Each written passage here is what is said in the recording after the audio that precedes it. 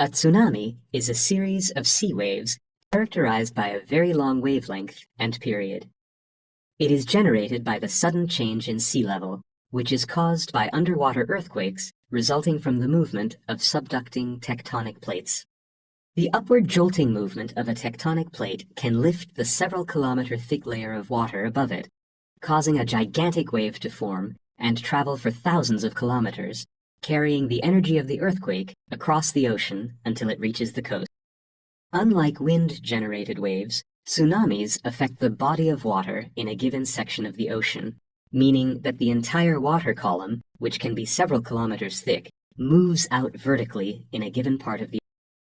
While the wavelengths of wind-generated waves range between 100 and 200 meters, that of tsunamis can reach up to 500 kilometers in a 5 to 6 kilometer deep open sea. If the depth of the sea is far less than the wavelength, the speed of the wave is determined by the depth of the water.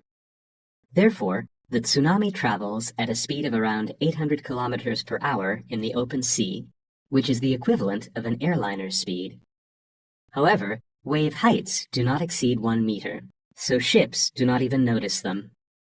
The damping of waves is inversely proportional to the wavelength. A tsunami can therefore travel thousands of kilometers with a minimal loss of energy. Its speed significantly decreases in shallower waters near the coast.